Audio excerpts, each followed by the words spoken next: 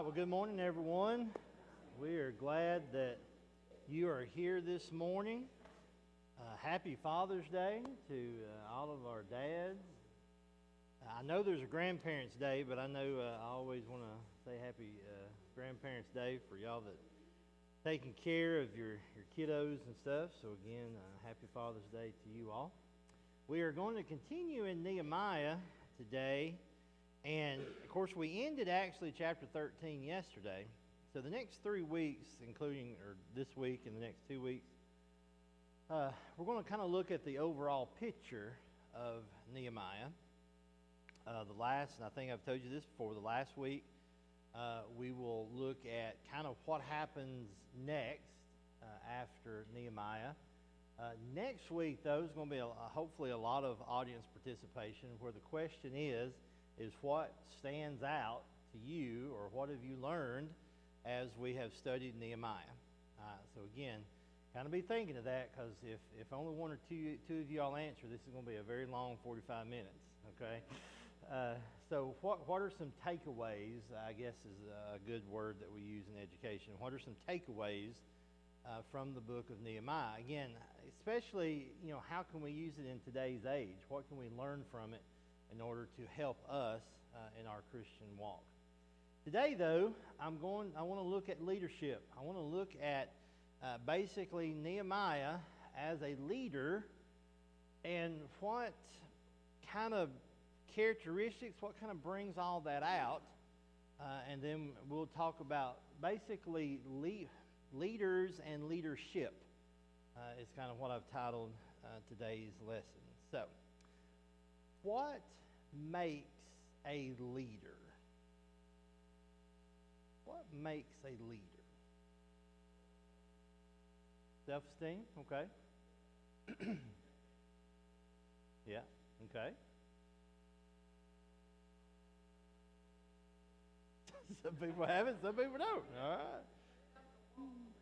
Got to have a desire, a want, okay. Normally we have these classes on this. Uh-huh. Never a distinct thing. Finally somebody said, I don't know what it is, but Know it when you see it. That's interesting. Yeah, very, very cool. So this is kind of a crazy question I would ask, but was Jesus a leader? Okay. Was Moses a leader? Reluctant. Okay. And we're going to get into that part.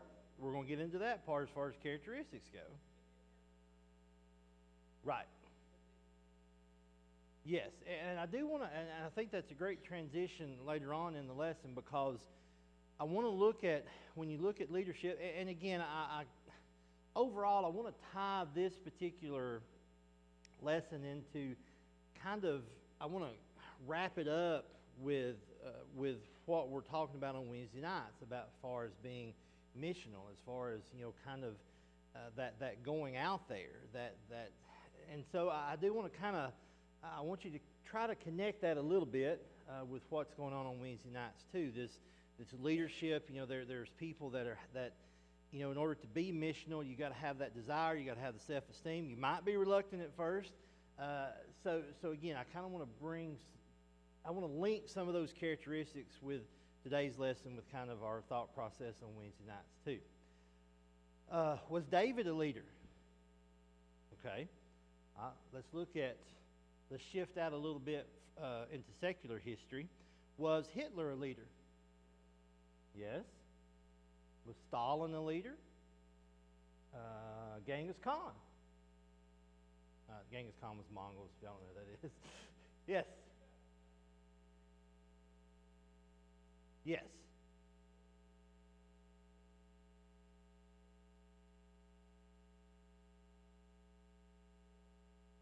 Yes. Read a book years ago, I say years ago, probably 10, 15 years ago, when I shifted into administration as far as in the educational system. I read a lot of John Maxwell books on leadership, and he tied a lot of that with biblical principles. But one of the things that he wrote was the basic definition of being a leader: you got to have a follower. And so again, and I thought, well, that's kind of a crazy statement, but at the same time, you could have somebody that was eventually a great leader, and you're like, well, what took him so long, or what took her so long? And it was that it may have been they didn't have the experience yet, or they may have been reluctant, or honestly, they just couldn't convince people to follow them, which goes into the law of influence. This is one of my best stories about Joshua in the Old Testament, about how great we think of Joshua, but yet one of the first stories of Joshua is him and Caleb cannot convince the children of Israel to go into Canaan. But yet he becomes the leader of after Moses, and so we'll talk a little bit about influence and so on. So, go ahead. Right place at the right time. That's a good point too. Yeah. So, think about Nehemiah. How do we know that Nehemiah was a good leader? How do we know that Nehemiah was a good leader? He got the work done. He got it done. People did what he told them to, built a wall. He was obedient to God. You know, what's funny is, he got the job done. And it's amazing that he got it done in 52 days. But then you think about, though, leadership-wise, he wasn't just the leader for 52 days. So, again, it goes beyond, one of the things is he gets the job done. But he's obedient to God, and that's going to kind of transition him into something else, which we'll talk about here in a little bit too. What else? Anyone else? He had value to the king, yes. Very much so. And, yeah.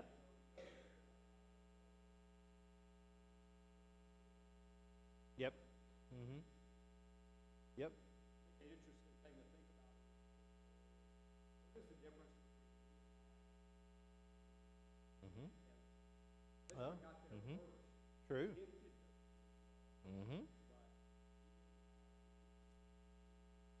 Very good point. Yeah, very good point. Right?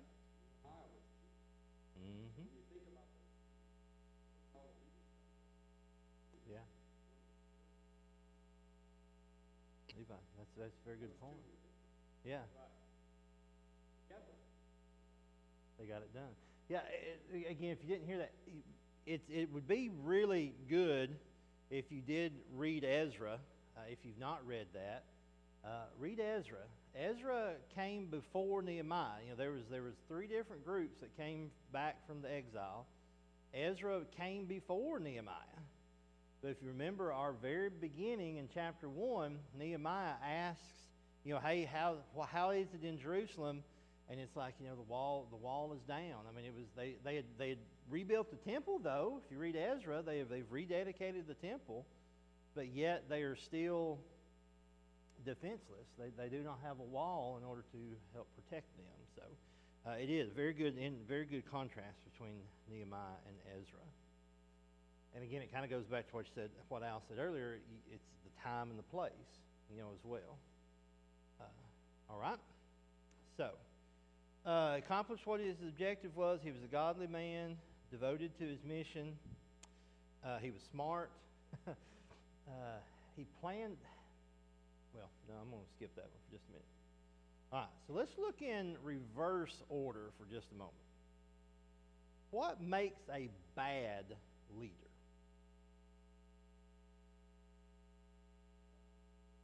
Narcissist, okay. Goes to his head. Power hungry, yeah. He doesn't treat people right. Dictatorial. Doesn't listen. Selfish, okay. Doesn't have the respect of his followers. Not truthful. won't address problems. Some of y'all are like, I had a boss that was makes promises but doesn't keep them. Yep. Yeah, some of y'all like, oh yeah, I remember that time. Yeah, I remember going back. I know I fall on education a lot, but one of my first things they told me as an administrator from my mentors and stuff is never say that you're going to do something to a kid that you cannot do. You know, you never. It kind of goes back. Don't make promises that you can't keep. It's like this is just a true story. I'm going to veer off a little bit. It's like I had a gentleman that I totally respect, but he kind of let leadership kind of get to his head, and he was getting on. He was talking to the kids before they went to the prom on the boat. That particular year they went to it's the river boat in Chattanooga. Doggone it, just left me. Anyway, he basically says, do not show up, drunk, or I'll just throw you in the river. And I was young at the time. I was I don't even know if I was not an administrator at the time. I'm like, man, you can't say stuff like that because you can't do that. So you never say something that you can't do. So anyway, but again, y'all have probably had bosses or supervisors or whatever that have kind of went that direction. They'll make promises that they can't keep. It did happen. Oh, okay. Yeah, never set film. I cannot think of the boat. Yeah, I see them every once in a while when I drive through there. Anyway, yeah, it just totally. I think it's is it Southern Belle? Is that it? Okay. General Jackson's in Nashville. Southern Belle, I think, is in Chattanooga. All right. So, those are the things that makes a bad leader or makes a leader bad. So, I kind of worded that in that particular order. What makes a leader bad? So, what makes a leader good? Now, I have someone say this. I'm not saying what makes a good leader. I'm saying what makes a leader good. Okay, I heard about 3 answers, which is great, but I couldn't. I got 1, 2, and 3. I'm gonna go you first.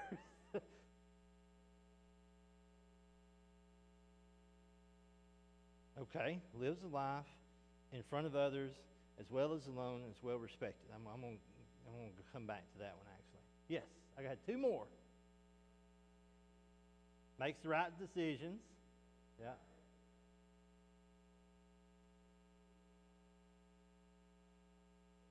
Yeah. Uh-huh. Yeah.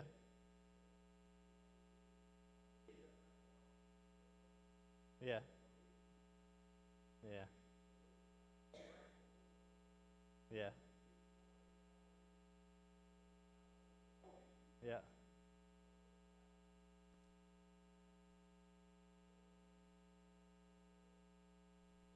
Yeah.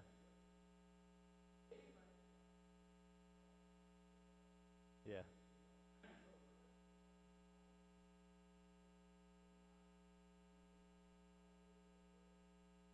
Yeah. Yeah. Yeah. Yeah. It's, sure. Yeah, absolutely. Yeah. Yeah. Yeah.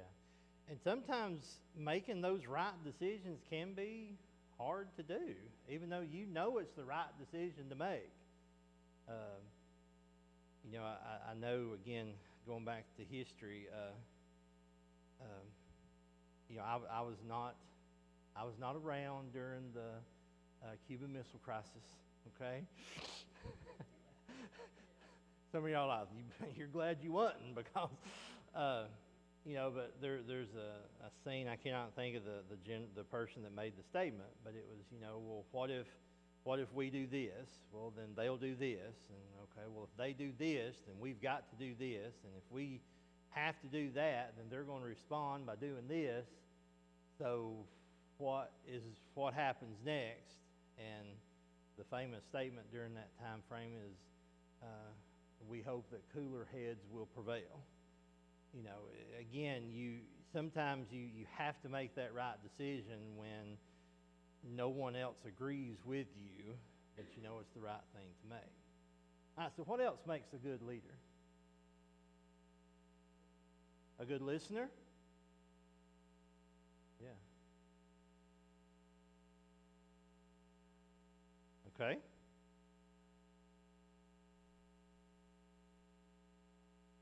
Right. Absolutely, yeah. Yeah. Yeah, he was right in there with them. Yeah, absolutely. Yeah. Yeah, being there right with them. What else?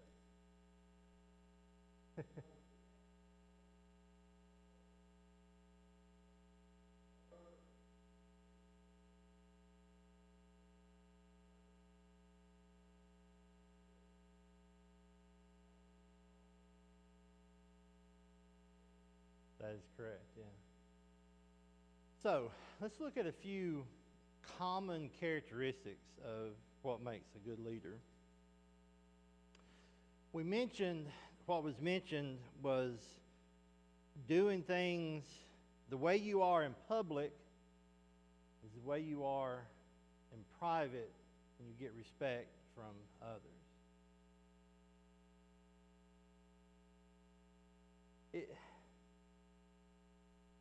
Anyone know what that word is? We don't say this word a lot anymore. Even in the last 10 to 15 years when I've studied leadership, we don't hear this word a lot. It's integrity. Yeah. I mean, you think about it, over the last 10 to 15 years, that word really isn't brought up a lot anymore. We haven't had, I mean, that's probably true. We haven't had a lot of it.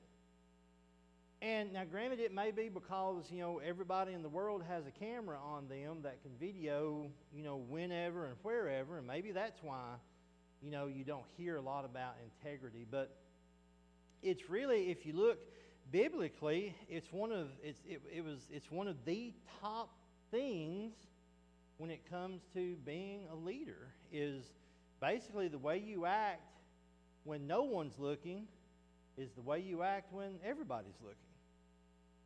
And that, again, that's a term that we do not hear a lot at all. The definition, if you look up the definition, is firm adherence to a code of especially moral or artistic values. Incorruptibility is another synonym. An unimpaired condition, or the quality or state of being complete or undivided. Again, it's that it almost goes back to what some of y'all said, I know it when you see it, or I know that some people have it and some people don't. It's almost like that. It's this code of understanding, this code of how we're supposed to be, and no matter where we're at, that's who we are. And you look at Nehemiah in all of his journey, you know, he starts out as a cupbearer, but it sounds like he did that job pretty well. I mean, the king trusted him as a trusted position, and he had integrity in that. He said, the king asked, well, when are you going to come back? Well, at some point he came back. We read that last week. Yeah, 12 years later, you know, he comes back. So again, Nehemiah, and again, we brought this out like in week 2 or 3. I think Gary brought it out, in that he didn't really tell anybody what was going on, but he definitely communicated with God. God and him were communicating. He was confiding in God, you know, what was going on, or vice versa, I guess you can say. And so, and then he kind of said, okay, here's why I'm here. But he stayed devoted to God during the whole time. So again, it's not a word that we hear a lot. Probably a word we should hear more of, but biblically it's one of the top characteristics of leadership. Not everybody in the Bible had integrity, though. and we can see those flaws that come out, and we'll get into a few examples later on. But again, when you look at what makes a good leader, if you look at integrity, doing things when people are watching you and when people aren't, and yet it's the same conduct, it's a pretty powerful thing. It's a very, very powerful thing. And again, if you've ever had a boss or a supervisor or someone like that in your life, it's a very, you probably know exactly who, you remember that person very well. Because they're kind of few and far between, sadly. All right, let's look at influence. Why is influence so important when it comes to being a leader?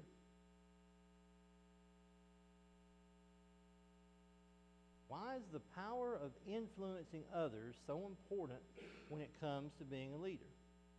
Leaders, they don't do everything. They have to have people. Mm-hmm. That influence. Yeah. Yeah, can't do it all by yourself. Oh. Okay.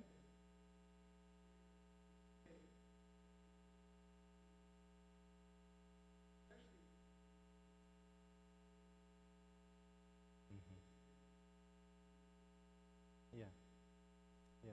Influence is very important.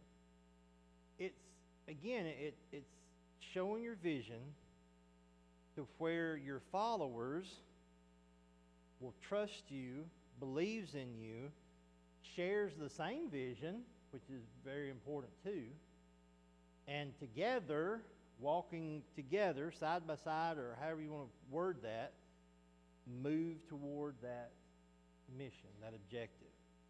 Yeah, influence is very important. Again, going back to Joshua, if you remember the story, Joshua could not convince people that God, God's on our side. We can take this land. The other 10 spies, they're like, they're like giants. They're something about grasshoppers. I can't remember now what it is, but we're grasshoppers. And it was just like we can't do it.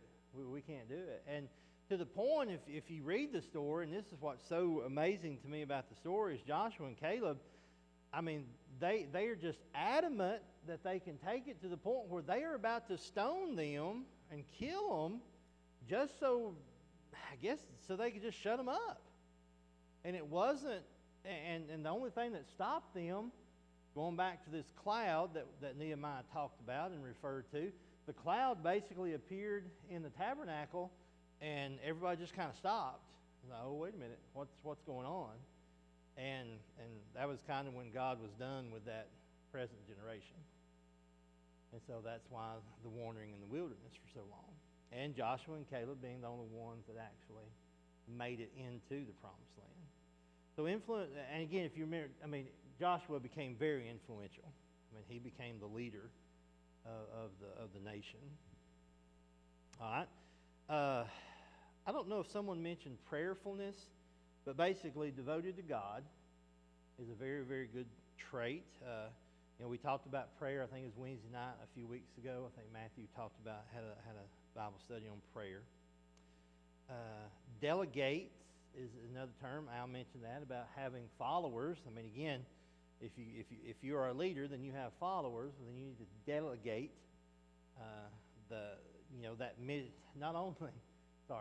you delegate responsibilities in order to make sure the mission continues. Now, just kind of going back to Nehemiah, how did Nehemiah delegate? Anybody remember some examples of how Nehemiah delegated during this? Yep. Yeah, he had different groups of people on the wall, at different places. Yeah, he basically had to kind of come up with a plan. This is how we're going to delegate responsibilities. Y'all are going to work on the wall. Y'all are going to be there for defense and so on. He did not micromanage, no. He basically said, this is your section. And again, I think we mentioned this.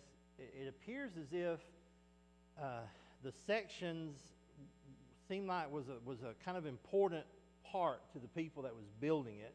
I think the Levites were building sections closer to the temple and things like that. So that was a pretty special place for them. So yeah, he delegated in that respect, I believe.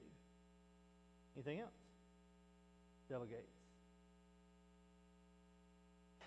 Near the end, he talks about delegating like he I don't know if you say he chose someone to be mayor of Jerusalem. You know, he kind of delegated some of the political authority to or administration later on in the end of the book. Mention this: a planner. Can a good leader? Oh, how do I put this? Can a good leader not plan ahead? Don't think so. Okay. So, well, and again, sometimes in the heat of the moment, someone rises to be a leader. You know, sometimes that is the case too. There's an old saying I know in education: failure to plan is planning to fail. That's kind of you know. So it's pretty important. Now, I got to thinking about this when I was asking this question, or when I wrote this question down. How did Nehemiah plan ahead? Or did he plan ahead?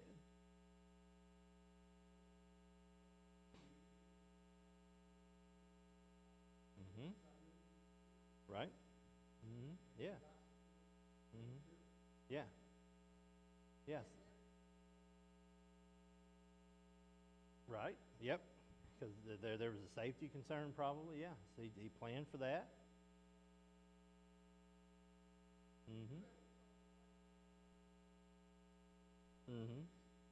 Yeah. Purpose for being there. Don't have blinders on. That's a good point. So, and that kind of made, and that's what kind of made me think of this. You know, what he kind of envisioned, he planned for. Safe travels. He needed material, things like that. I'm wondering if he planned on the other nations around him wanting to stop the construction of the wall. You know, or was that something he had to react to based upon his situation? Because sometimes we fall into that. You know, we can plan everything, but then all of a sudden that one thing pops in. But because we kind of have that foundation of the plan set, we can usually readjust. You know, if he hadn't had material and he hadn't had the safety of the letters, you know, how fast could he have influenced the people around him in order to start this wall? He may not have gotten it all. He may not have gotten it at all. So again, that good planning is important. Now, there are some people that are just not good planners. I hate to say that. We used to have a test of, it's called the 4 colors, and one was the gold color, and that was basically like what most teachers are. They plan ahead. You know, 3 months from now, they know what they're going to be teaching, and this, that, and the other. But you know, as situations occur in schools, it's like, hey man, we need to have like a pep rally tomorrow. You know, who wants to be in charge of this pep rally tomorrow? Now, you ask that to a gold person that knows exactly what he or she is going to do in 3 months from now. You can't do that. That'll freak them out. It'll be like, I don't. It's like I don't know where to even start. But there are some people in this particular test called the orange color, and they're the spur of the moment type people, and they get excitement in trying to pull it all together so quickly. And so those are the people you need to ask if you need something, you know, spur of the moment, because they just love that thrill. You can be both. Yes, you can be. You can be. So you know, it's kind of like you got your plan on what estate sales you're going to hit, and then you're driving down the road and you see that multifamily garage sale that you got to turn and, you know, see what it's all like. So you may have that spur of the moment type of change. And I think Nehemiah, I don't know if Nehemiah thought of that or not, but it does, to me, it shows his leadership skills in that he had that plan devoted to God, and all of a sudden, his enemies wanted to come in and try to stop it. And he was able to adjust and make it happen, and still make it happen in 52 days. Yeah, the answer wanted him to come and lead it. Yep. He said no. Yes. He had the wisdom to go. Yeah. Exactly, yes. Good leaders grow good leaders. And that's something that I think when you look at Moses, for example, Moses, reluctant leader, but because of his experience, he probably had a lot of things, a lot of advice to Joshua. Joshua, who was not a very influential person at the time, as we know about, but yet because he was with Moses during those 40 years in the wilderness, he became the next leader of Israel. And so sometimes good leaders, and you may not look at it in this way, you may not see it when you're one of the followers, but good leaders are trying to create other good leaders. I was at the Diana Singing Friday, and I was there 30-something years ago. And Tom Holland was the director. He kind of emceed everything, and he had an older gentleman by the name of, his last name was Sanders. I think it was William Sanders. And, they basically led the first two songs. Tom would, he would be kind of the humorous anecdotes, while song leaders was walking up and so on. Well, around 10 o'clock, Tom, I noticed 30 years ago, Tom would always have this younger guy come up and pretty much MC from like 10 o'clock to whenever people wanted to quit singing. I was there till, I think, 2 or 3 one time, 30 years ago. And, well, when I went back Friday, which was the first time, in about 30 years, there was this older guy there. I wonder who he is. And I got to thinking, got to looking at him. I'm pretty sure that's that young guy that was there 30 years ago. He just got a little older. Sadly, he's probably my age, to be honest with you. But again, and you might not think about it at the time, and now Tom may have had this vision, is he had to make sure he had to kind of train someone to kind of take his place. And good leaders do that. With delegation, with influence, with planning, their vision can continue even beyond them. And you look at Jesus and what he did with his disciples, with his followers, and his vision, his mission, as we talked about on Wednesday night, is still with us today, almost 2,000 years later. So, again, we look at leadership and just it's an important thing for everybody to kind of focus on. There was a book, and I don't have it with me. It's in my office. It's called What Got You Here Won't Get You There. And basically, it's the premise of that as a follower, you do these responsibilities. You've been delegated certain things, and you have developed these characteristics, these skills, and so now you've been promoted to another position, like an authoritarian. I was about to say authoritarian, but that's not really what I mean. But a position with some authority to it.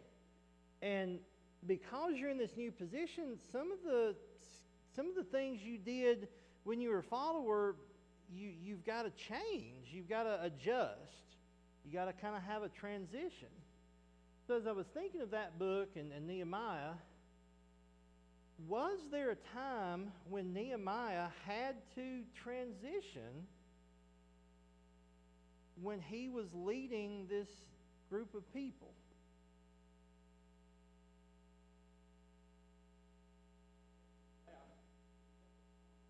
Mm-hmm. Right. Mm-hmm. Mm-hmm. Yeah. Yep. Yeah, when he left, the children of Israel were not as sound they should have been. And so he had to make those corrections. Did Nehemiah come into this as a military leader? I don't know if some of you are shaking your head. I don't think he did. His mission was to build a wall. But yet, as he was doing that, he had to kind of learn defense tactics in order to, again, keep his workforce feeling secure, in order to stay, because they could have I ain't going to deal with this, I'm gone. So he had to continue to keep them focused. That's another characteristic I didn't cover, is to keep your followers focused, and you as the leader focused too, not letting greed and the desire of money or the desire of power to influence your integrity, pretty much, going back to that.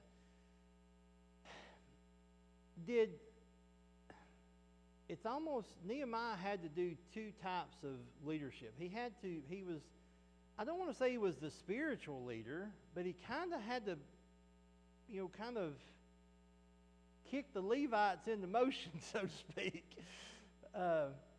So he had to kind of be a spiritual leader, but he also had to be a political leader as well, like the governor of the nation at the time.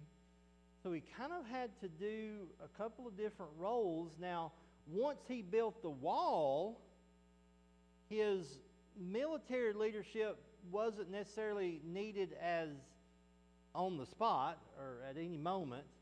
So he kind of had to shift to the political side of things, I think hoping to solidify the spiritual side of things, but yet that didn't necessarily happen, and he had to kind of revisit it again in chapter 13. So sometimes when we look at leadership, what gets us to that point of leadership, there may have to be a little bit of change, not taking away those good characteristics, but they're just your role may change a little bit.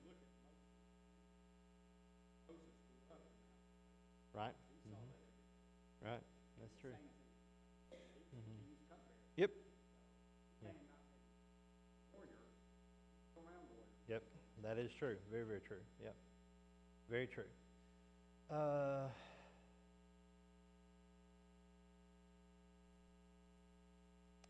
This goes back to kind of connecting with Wednesday night. On Wednesday nights in our summer series, Wednesday night we're looking at the phrase "called to missions."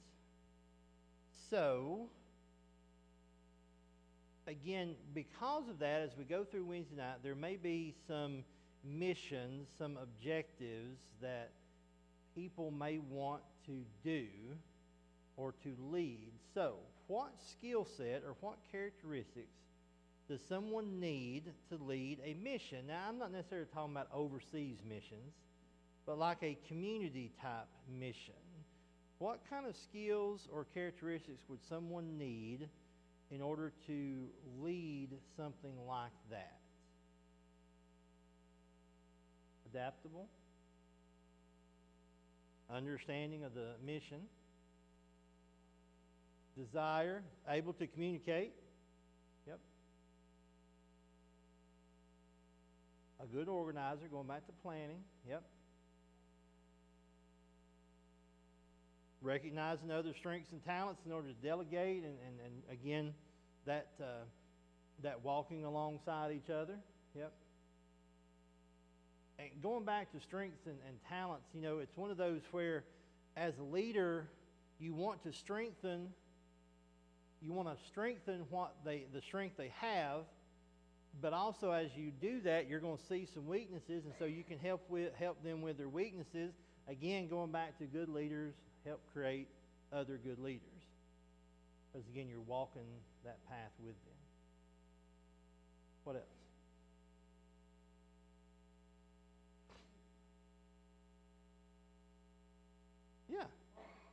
Yeah. Planning ahead to see those unforeseen, things that might happen, to the point that you want to make sure you're not going to halt the mission or crush your followers. That you're going to still be able to support your followers Because just like with Nehemiah, I mean, your intentions are great, but there's going to be enemies out there. I was listening to someone as I was studying Isaiah for later on Wednesday nights. It's, you think that the devil is out to get you, but when you start doing things for Christ and you start waving that Christian banner, the devil's really going to come after you then. And so you got to foresee that. You got to try to see how you're going to handle that. Yeah, very important. Anything else? Like a book. Sure, go right ahead, Al. Probably the best book that all the military has to read. All the military. It's called Lincoln on Leadership. Donald Phillips. Required reading. Mm-hmm. When you think about it, Lincoln becomes president. Mm-hmm. 2 or 3 months later. Yep. No experience. Didn't go to any academy. Yep. Country lawyer. President. Civil War. Yep. He's the commander of the U.S. military, and he's How he handled that. Lincoln on Leadership. I've actually seen that book, and my volume just came up. Hey, how are you doing there? So next week, again, bells about the ring. So next week we'll come together. What are our takeaways from Nehemiah? That's what we're going to talk about. So please, I beg of you, start thinking about how to answer that question, because there's only so many takeaways I can talk about for 45 minutes. Okay, I have enjoyed the study of Nehemiah. I really have. It's one of those books that it's one that you kind of read through, but you don't necessarily make those connections. And I want to thank the elders for allowing me to teach this class in order for me to learn those connections that I had.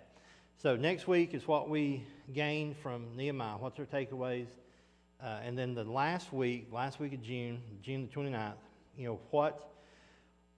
I want to talk about what happens next. I want to go into a little bit more of, kind of what happens after Nehemiah, comes back. And, as we talked about, there's 400 years basically from the ending of Nehemiah to when John the Baptist comes on the scene and we have Gabriel. So we oftentimes refer to it as the 400 years of silence. So I kind of want to give you an idea of what happens just very, very briefly.